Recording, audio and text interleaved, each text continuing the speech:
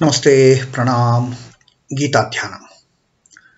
Om Parthaya Pratibodhitam Bhagavata Narayanena Swayam Vyasena Gratitam Purana Munina Madhye Mahabharatam Advaitam Ritavarshinim Bhagavatim Ashtadashadhyayinim Ambatva Manusandadhami Bhagavad Gite Bhavadveshinim.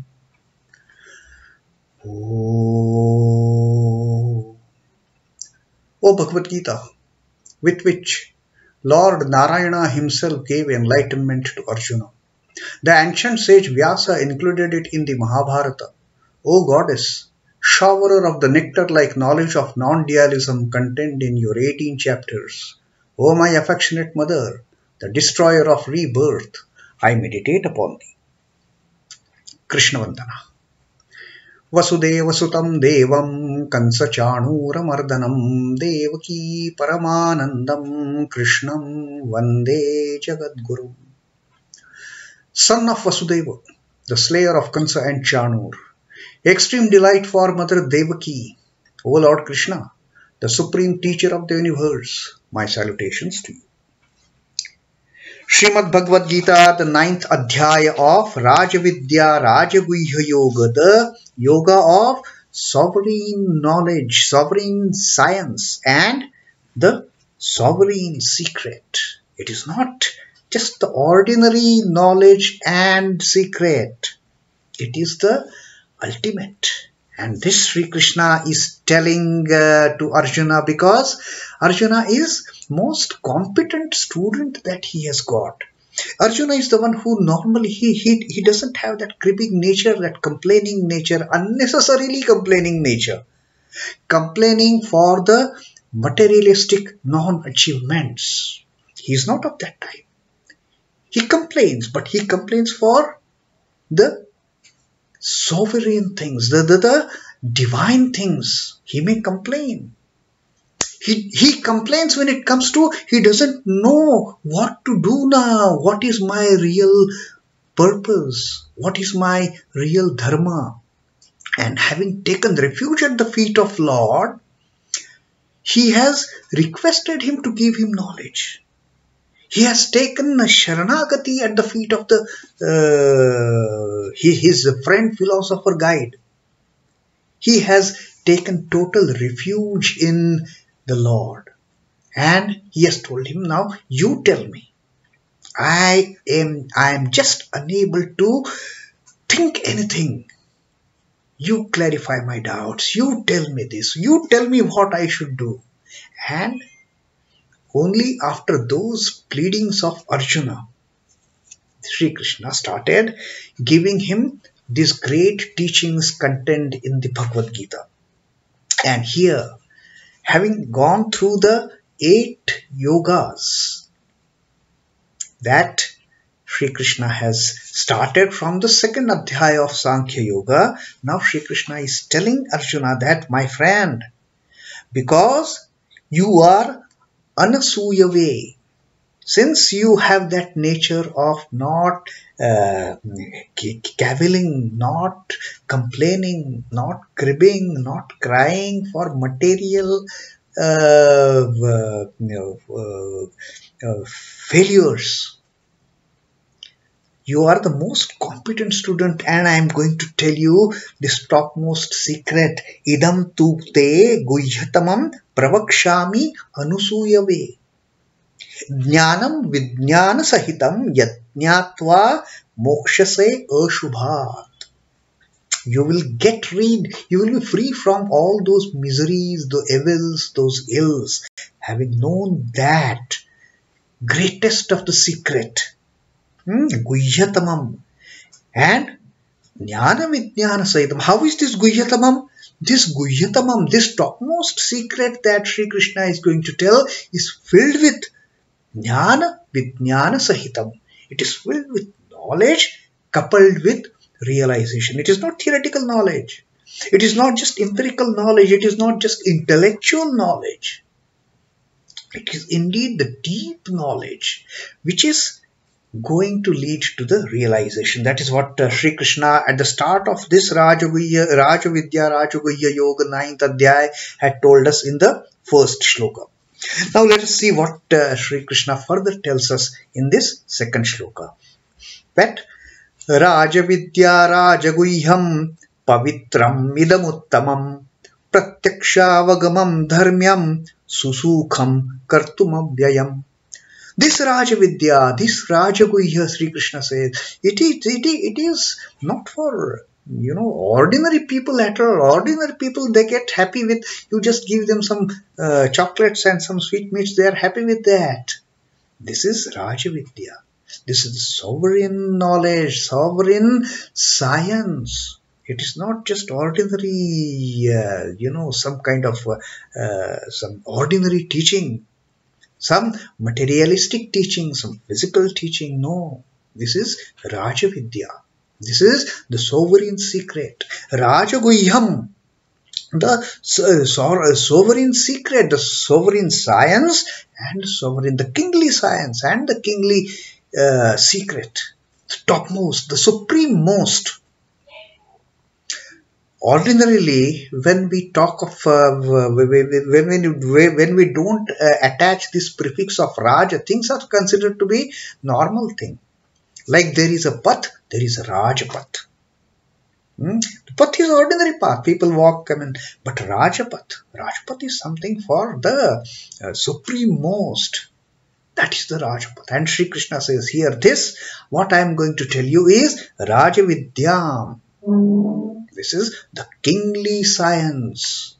This is Raja-guhyaṁ. I am going to tell you the topmost, supreme-most secret of attaining the ultimate Brahman. Pavitram, idam, uttamam. This is the most pure, the most supreme, most pure of the knowledge of the secret. And uttamam, of the highest order.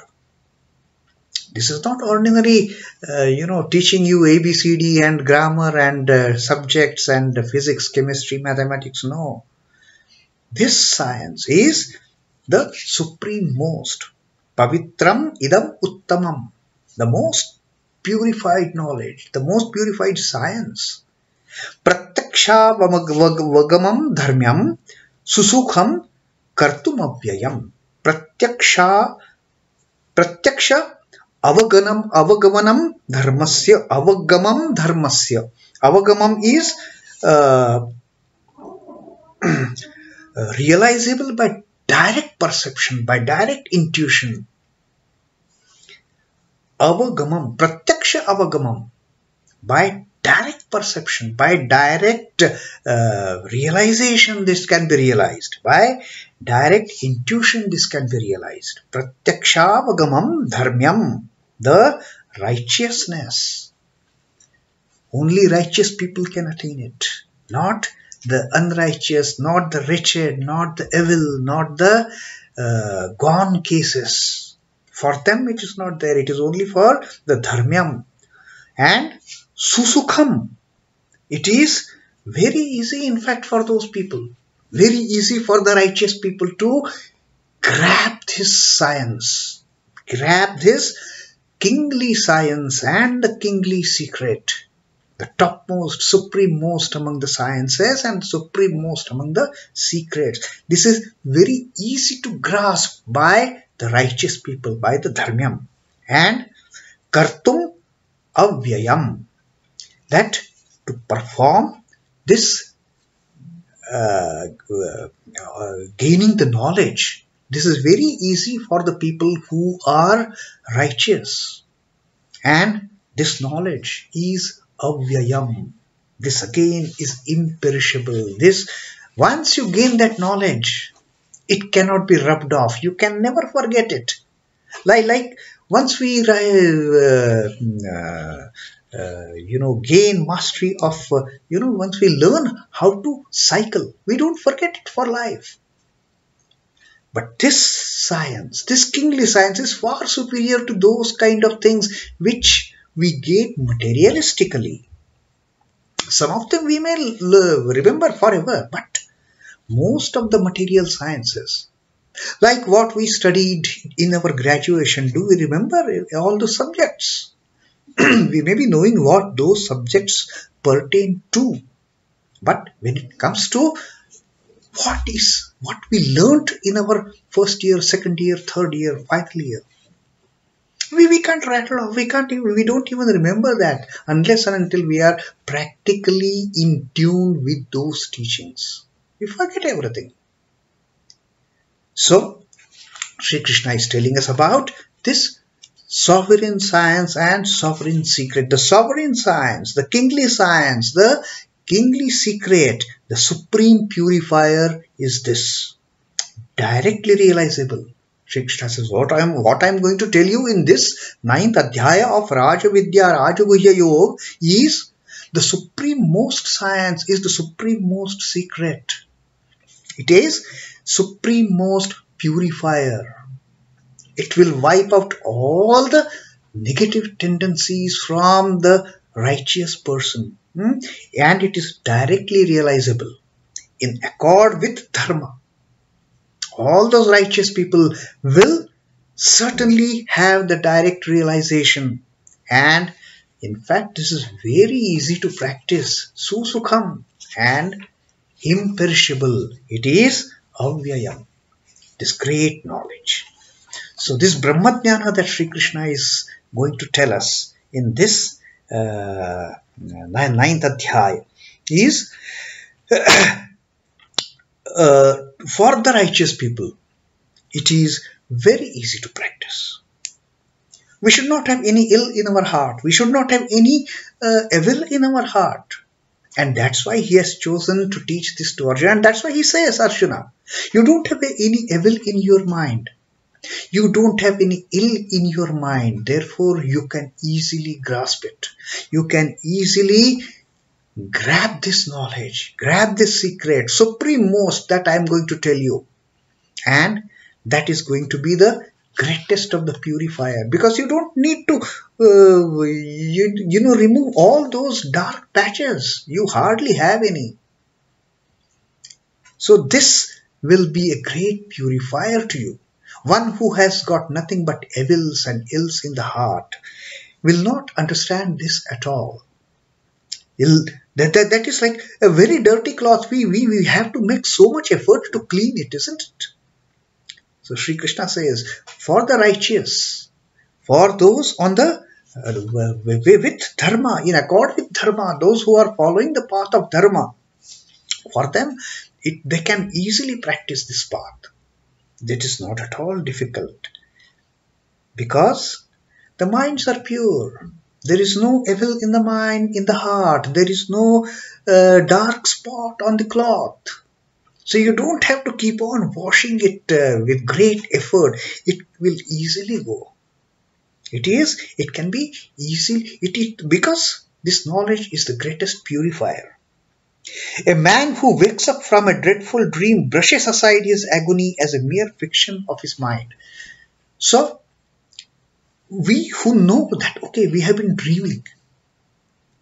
When we wake up, even if the dream is a horrible dream, when we wake up, we realize it was a mere dream. And to come to the normal tone, we don't take much time when we know that it is a dream, because the knowledge dwells and it kind of purifies all those reactions created in the mind by that dream.